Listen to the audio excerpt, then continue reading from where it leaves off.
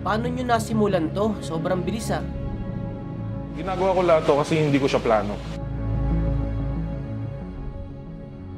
Ang ginawa kong ultimatum sa sarili ko noon is kailangan 1 year masanay ako na walang payslip. Grabe, hindi ako makapaniwala na ganito kaganda yung resto bar mo. Pag sinabing resto bar, parang ang cheap ng tingin nila.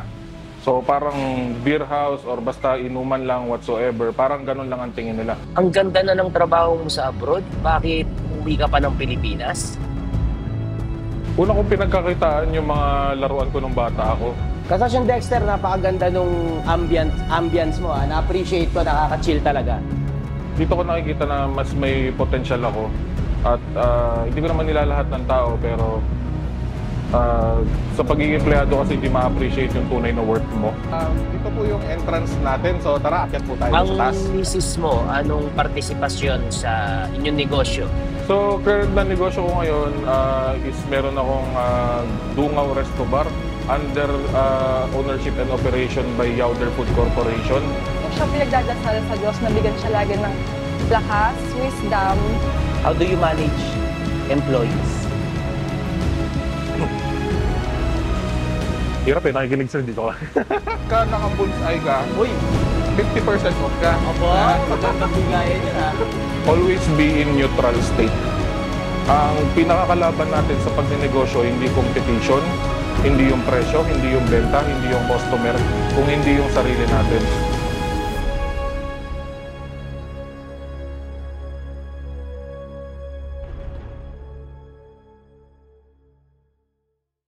What's up mga kasosyo? Nasa Bataan ako ngayon at nandito ako sa isang resto bar na bagong bukas na kasosyo natin ang may-ari. Walang iba syempre, kilalang kilala nyo. Kung hindi si Super OG kasosyo, si kasosyong Dexter Yauder! Palakpakan naman kay kasosyo Dexter. Mga kasosyo, magandang araw. Ako nga po pala si Dexter Yauder. Lumaki ako sa Kalahati sa Cavite and then sa Bataan din. Po, welcome po sa Dungaw Resto Bar dito sa Maribeles, Bataan. Kasama ko ngayon si Boss Arvin, grabe. So, current na negosyo ko ngayon is meron akong bukod sa gaming company ngayon, meron din, ito yung bago, yung Dungaw Resto Bar under ownership and operation by Yauder Food Corporation. Yun, napapasyal ako dito to support yung, syempre yung opening ni kasosyong Dexter. At pwede mo ba kaming itur ngayon dyan, kasosyong Dexter? Ayan, welcome po sa Dungaw Resto Bar. Tara, tour po namin kayo. Una kong pinagkakitaan yung mga laruan ko nung bata ako. So, na-realize ko siya na luma na sinabi ko sa tatay ko, isang pa yung mga laruan dun sa gate namin. And then, bumenta. Yun. Tapos, may pinambili namin yun into something na bagong gamit. Kasosyong Dexter, bali, saan lugar ba to sa Bataan? Dito lang po yan sa Maribeles, Bataan, Barangay Poblacion. Katapat lang mismo ng dagat pagkatapos ng munisipyo. Makikita nyo na kagad yung malaking signage ng Dungaw Resto Bar. Pinakamahirap na sitwasyon ko bilang estudyante. Kasi lagi ako 75. Mahirap saktuin yun. So, hindi 76, hindi 74, 75. Yan. So, yun po mga kasosyo, welcome sa Dungaw Resto Bar. Dito po yung entrance natin. So, tara, akyat po tayo dun sa taas. Bago ko nagseryoso sa negosyo, syempre nag-aral muna ako. Nag-take ako ng Bachelor of Science in Nursing and then Emergency Medical Technician din. Para yun sa ambulansya. Then yun din yung parang naging somehow bread and butter ko na work. Before ako talaga nag-full seryoso sa business o nag-take ng risk. Kasosyong Dexter, ano oras ba opening na ito? Bali, alas 3 po ng hapon hanggang 2 a.m. Pag weekend po, Friday or Saturday, meron tayong band. Then soft opening po natin nung April 4 to 10, then grand opening natin April 11. Meron tayong online stores, meron din tayong logistics company, and then gaming company.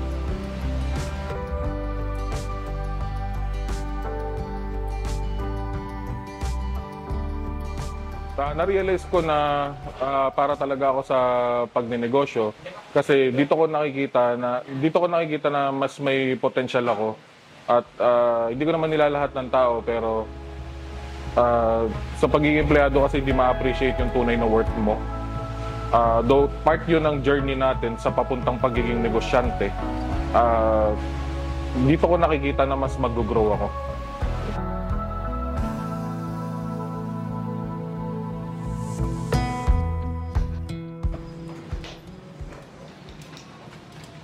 So yun, welcome sa loob ng Dungaw Resto Bar.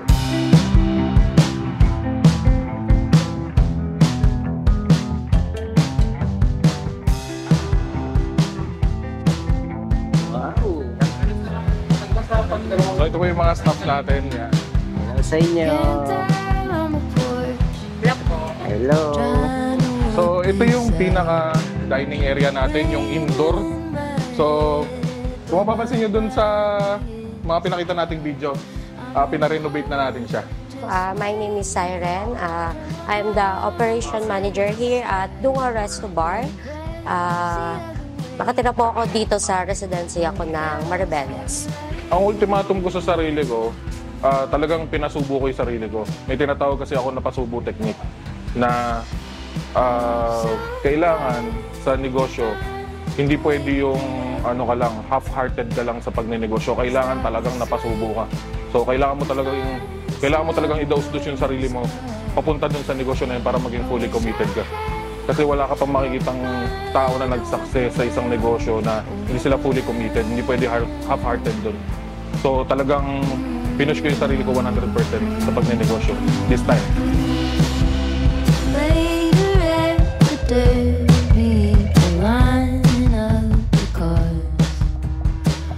Ang siguro po ay pagmamalaki namin sa resto bar po namin, which is yung hospitality na kinakahangaan ng especially ibang lugar, I mean ibang bansa, na pagiging Filipino hospitality natin. Dito sa resto bar po namin, pagpasok pa lang natin ng pintuan, may mag-a-assist na po sa inyo. Meron tayo dito riverside view. Oh. Yan. And then meron din tayong sea view. Ay, wow. Ang ganda ng view dito. So yung mga kasosyo, pinapakilala ko sa inyo for the first time ang aking pinakamamahal na asawa, si Kat. Hello po mga kasosyo. Never thought it would be so hard. I grew up without a scar. Just living my life with no big worry. Kaya maraming salamat sa aking asawa na naiintindihan niya ako. And unti-unti i-involve na rin siya sa pagnenegosyo natin. Yun. Mahal na mahal ko yan, guys. Yeah, right?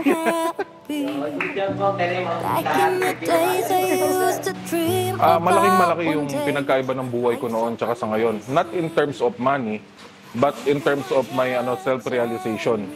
Dati kasi takot na takot akong magkamali, mag-fail and everything. Ngayon kahit ano pang unos yung dumating dyan, parang nasa neutral state lang tayo. At parang part na siya ng yung kaya na natin, yung tolerance natin sa mga ganung bagay is medyo mas mataas na ngayon.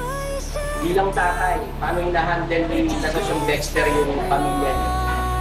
Pag may time po siya, after ng mga work niya, nagbibigay po siya ng time sa amin. Ilalabas na po kami. Kunyari, after ng day niya dito sa bago naming resto bar, Dungaw Resto Bar, pinapasyal na po kami after ng work niya, kahit na pagod siya. Ayun lang ang masasabi ko lang. Lagi ko siyang pinagdadasal sa Diyos na bigyan siya lagi ng lakas, wisdom, para po makapag-isip siya ng tama at lagi siyang gabayan saka para makapag-desisyon siya ng tama palagi. And thank you dahil lagi kang malakas para sa aming pamilya. Ang participation dito ni Mrs. kasi ako, ang kahinaan ko kasi is hindi ako OC, makalat akong tao. So pagdating sa kalinisan, sa interior design at saka kahigpitan sa sistema na pinapatupad ko, yung pag-i-implement nun is sa kanya. No? At saka yung mga bagay na nakakalimutan ko pa. So parang ano siya, ako yung medyo maluwag siya, stricto, parang ganon. Yun. Ayun, thank you sa walang sawang pag-intindi. Kasi alam natin mga kasosyo, pagdating talaga sa pagnenegosyo, napakakulit natin. Lahat ng risk talaga titirahin natin yan. So, kadalasan hindi rin yun maiintindihan agad-agad ng ating mga asawa. So, pagka dumating sa point na nakapag-communicate, magkaroon kayo ng maayos na communication, nagkaintindihan kayo, take it as a blessing. At talagaan nyo yun na huwag mawala. Consistency lang na pakikipag-usap sa asawa natin. Uy, ang ganda ng view nga dito mga kasosyo.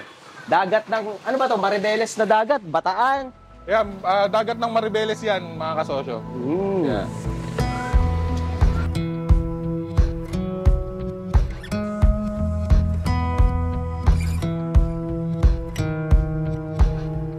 Masasabi ko lang para sa mga OFW na gusto talagang magnegosyo or umalis sa pagiging empleyado or OFW, tatagan nyo. Ang ginawa kong ultimatum sa sarili ko noon is kailangan 1 year masanay ako na walang payslip, na walang sahod talaga. Nung kinaya ko na 1 year na wala akong payslip, doon na ako nag-go. Kasi napaka-importante na na handa tayo sa ganong bagay. Dahil kapag all of a sudden umuwi tayo ng Pilipinas, tapos nagnegosyo tayo, then nag-fail yun, eventually babalik din tayo sa abroad dahil sanay tayong may sahod eh. Lalo na sa ating mga OFW, ang laki na sahod natin doon compared sa Pilipinas. Kailangan mawala sa sistema natin yung payslip. And then from there, mapipilitan ka na mag-commit kung ano man yung venture mo ngayon.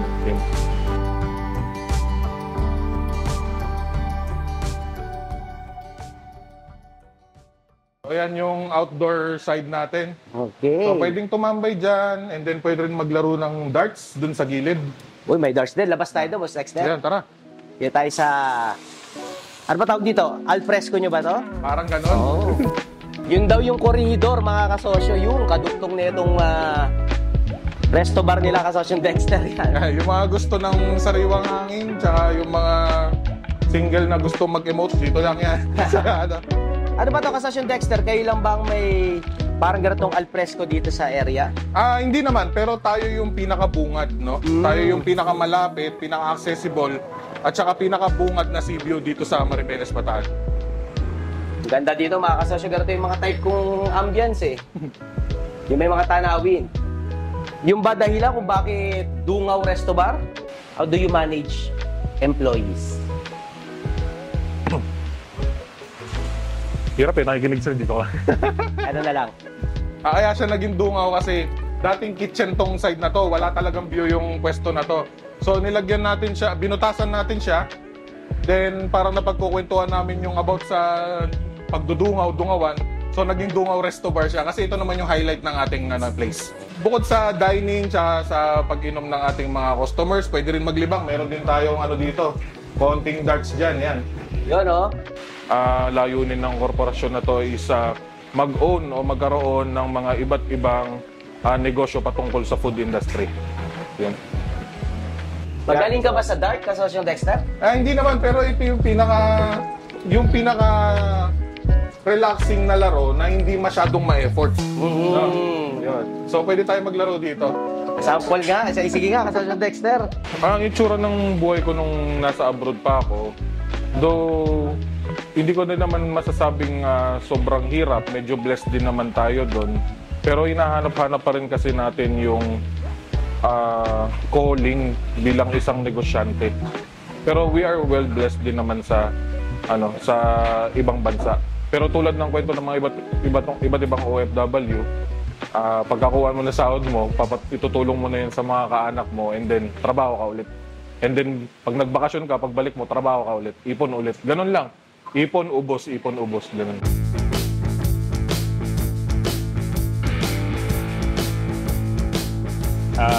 Hello po, good afternoon. I'm Marvin Dalabin, 30 years old. Ang head chef ng Dungaw Resto Bar. So ako nga po pala si Tommy Gabriel Tungol from Maribeles, Bataan. So ako po ay isang waiter cook dito sa Dungaw Resto Bar. Ako po pala si CJ, pero buong pangalan ko talaga is John Carlo. In short, JP. Ako nga po pala si Ana May Abrera. Waitress po ako dito po sa Dungaw Resto Bar. When it comes sa industry po namin is mahabang pasensya.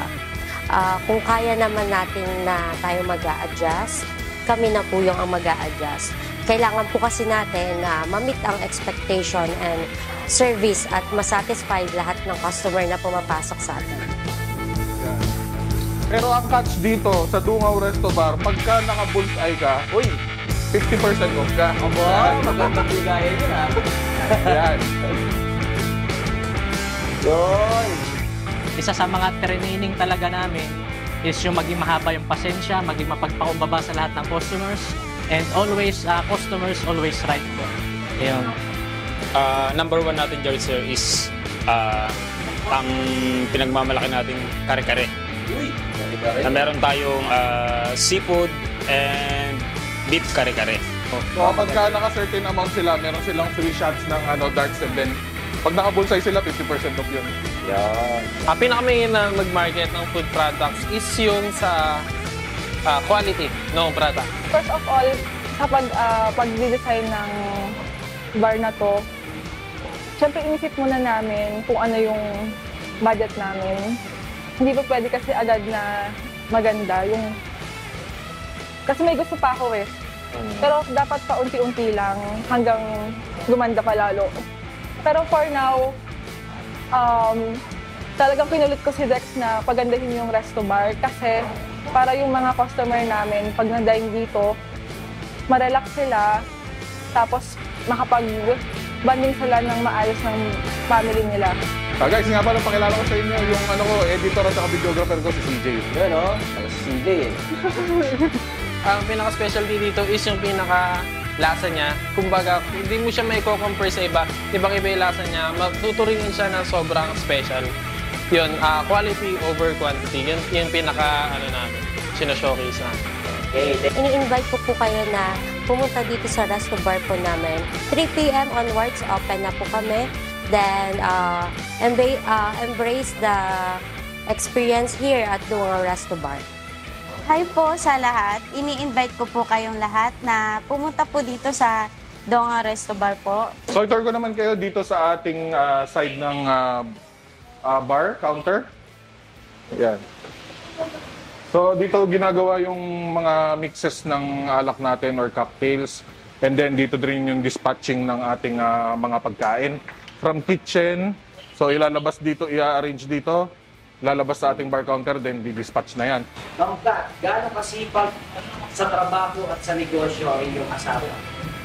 Sobrang sipag. Yung halos hindi na talaga siya natutulog.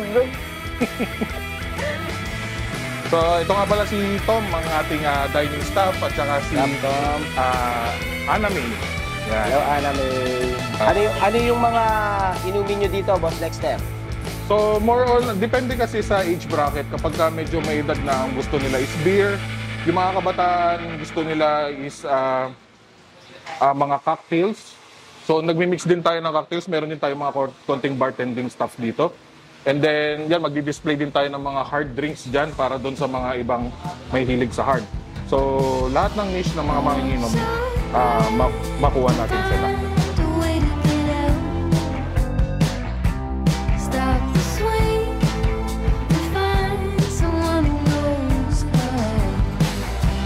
Yes, sir. We have a page. Kindly search Dungaw Resto Bar. Then, nakapost po lahat po doon ng mga details namin regarding sa mga table reservation po. Meron po kaming contact and emails po na provided. Kasi ako, hindi ako mausing tao eh. So, nataon naman na kung ano yung mahina ako or yung wala akong abilidad sa mga bagay na yun, ay meron naman siya. So, napakaswerte ko na for the first time, sa seryoso ang bagay, naging mag-partner kami officially ng mismong asawa ko sa isang negosyo. Naniniwala ako na kapag hindi tayo naiintindihan ng ating mga asawa sa ating pagnenegosyo is napakalaking hindrance nun. At isang napakalaking blessing naman at makakapag-boost exponentially ng ating mga negosyo kung naiintindihan tayo ng ating mga asawa. Kasosyon Dexter, napakaganda nung ambience mo. Na-appreciate ko, nakaka-chill talaga. Anong inspirasyon? Saan galing yung inspirasyon nito? Ikaw lang ba nag-design o may interior designer ka? Saan galing yung concept at yung buong feel nito? Bali si Kat po ang punong abala pagdating sa ating kalinisan, standards, food handling, and then yung standard sa paglilinis at saka sa interior design nitong ating resto bar. Bali yung kasama ko nag-concept dito sa interior is yung mismong asawa ko. Mas magaling kasi siya sa pagdating sa mga design, pagdating sa mga design, mas magaling siya. And then, min-maximize lang namin kung anong meron. Since ang Maribeles Bataan ay mayaman talaga sa yamang tubig, marami kaming rivers, marami kaming dagat. So, So, it so happen na yung location natin is corner. Meron tayong riverside at meron tayong seaside dito. Yun. So, while nagda-dine yung ating mga customers, i-embrace nila yung experience ng sea view and riverside view.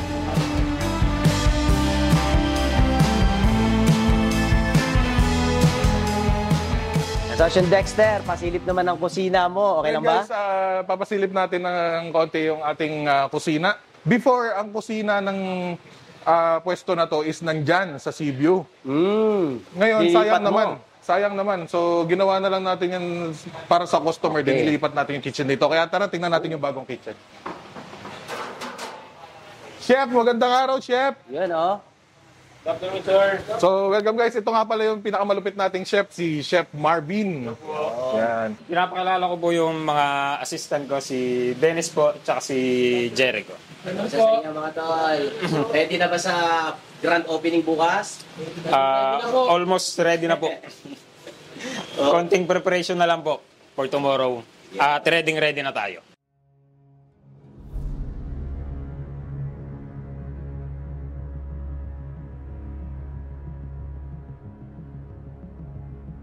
It was sudden, honestly, na wala naman talaga sa plano to. Ang plano namin, pag uwi namin ng Pilipinas, magne-negosyo kami. Not entirely na sa amin manggaling yung negosyo. Ang balak namin is bumili ng mga idea at mga negosyo. Nandun kami sa part na yon. So, ito yung pinakaunang binigay na blessing sa amin ni Lord. Na suddenly may nakita kaming nag-offer nito, and then nagkasundo sa presyo. And then yun, inano na lang namin, binake-over na lang namin. Then ito na yung Dungaw Resto Bar. Ano itsura ng buhay mo managing multiple businesses and entrepreneur na may pamilya and may baby? Mahirap yung situation na ganon, lalo na pag nagsisimula pa lang. Kasi most of your time is kakainin talaga dun sa execution. Kasi dun pa lang nagbibuild ka pa lang ng system bago mo siya iwan. So it's a matter of communication sa pamilya mo, lalo na sa asawa mo. And then eventually maintindihan niya rin naman yan at susuportahan ka. Sigurado ako dyan basta may maayos lang kayong pag-uusap. Baka mamaya mas ma-involve pa siya, baka siya pa yung mag-manage ng business mo. How do you handle yung sobrang kasipagan ni Sergeant Dexter? Of course, syempre sa una, syempre di mo maiintindihan yun. Pero lately, maintindihan mo yung mga ginagawa niya is para sa future and para sa sa pamilya. Pero yun, nasa gitna talaga bukod kay Lord, communication, pag-usapan nyo mabuti dahil hindi lahat ng tao at pati mga asawa natin naiintindihan ano ba talaga ang pagnenegosyo. Yun. Si Sir Dex bilang owner and bilang boss natin is napakamaalaga. And then sabay-sabay, nag-execute ka ng business, bata pa yung anak namin, and then yung nagsisettle pa kami mamuhay sa Pilipinas. So sabay-sabay. Pero kaya natin yan, eventually ma-overcome din. Lahat ng kailangan mo ibibigay niya. Talagang all out siya sa empleyado niya. May malasakit sa empleyado. Talagang napakabait. Malaking challenge sa akin ngayon is time talaga. Though meron tayong mga sistema pagdating sa time management, pero honestly, medyo hirap din talaga sa time ngayon kasi hindi pa kami nakakasettle ng pamilya ko 100% dito sa Pilipinas. Hindi lang kasi basta lipat bahay, lipat bansa. More than 10 years kami sa abroad tapos bigla kaming umuwi dito. So malaking adjustment. Tatagal ka ba dito, Chef Marvin? Yes naman po. Always be in neutral state. Ang pinakakalaban natin sa pagnenegosyo, hindi competition, hindi yung presyo, hindi yung benta, hindi yung customer, kung hindi yung sarili natin. Entrepreneurship is a matter of self-realization. Ang kalaban mo, sarili mo lang.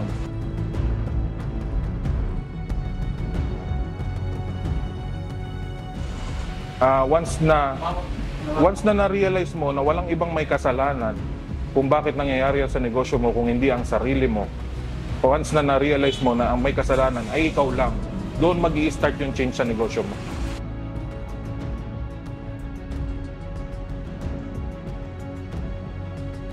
Bakit mo ginagawa ang lahat ng ginagawa mo ngayon?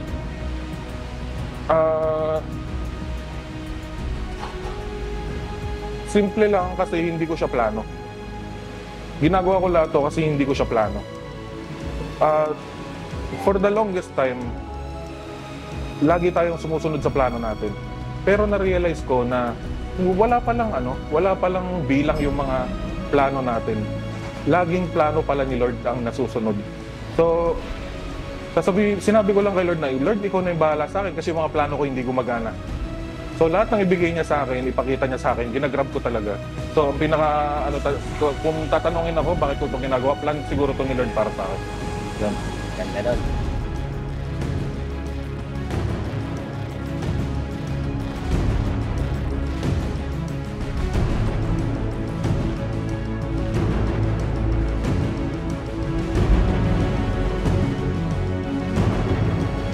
Well, ako hindi ko pa rin alam exactly kung ano yung mangyayari. Ang masasabi ko lang, I or we are reacting based on the current situation. Kasi mahirap din kasi mag-anticipate.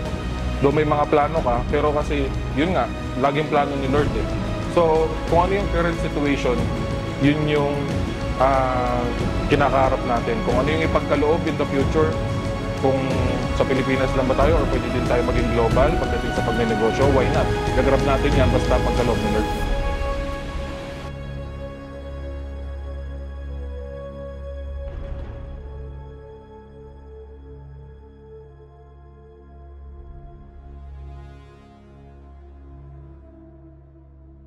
Yun mga kasosyo, support natin si Kasosyong Dexter, OG kasosyo yan. Thank you sa pag-imbita Kasosyong Dexter. Ay, welcome po. Tsaka sobrang pasasalamat and it's a pleasure po na makasama si Boss Arvin sa ating pagbubukas ng negosyo. Isang karangalan at nakaka-pressure pala mga kasosyo. Kumanda kayo. Kayo naman ang susunod kong pupuntahan. O paano, mag-enjoy muna kami dito ni Kasosyong Dexter at makapagkwentuhan pa kami. Kasosyong Dexter, lupitan mo pa. Alam ko na, napakalupit mo na. At samahan pa kayo ni Lord ang buong pamilya mo sa mga negosyo mo pa. At salamat sa lahat ng tulong mo sa ibang mga kasosyo. O mga kasosyo, kainan na muna kami dito ha. Pinakain ako ni Kasosyong Dexter. Visit kayo dito. Ang sasarap ng pagkain. Legit na legit. Thank you Kasosyong Dexter ha. Pinusog mo ako. Mga kasosyo, kain po tayo.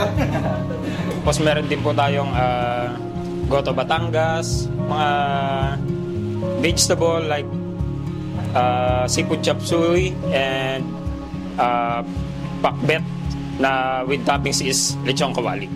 Si Ma'am Kat pala, wife ni Kasosyong Dexter. Ang pangalan po ng resto bar natin is Dungaw Resto Bar under Yowder Food Corporation. Dito lang po yan sa Maribeles, Bataan. Barangay Poblacion, sa seawall lang po ito. Bali, paglagpas po ng munisipyo, may makikita kayong dagat sa gilid. Kaharap lang po nun, makikita nyo na agad malaking Dungaw Resto Bar na signage. At si Kasosyong Renzo, Meet Your Ribs, kilala dito sa Bataan yan. Meet Your Ribs, number 1. Good morning mga kasosyo. My name is Renzo Rivera, owner ng Meet Your Ribs.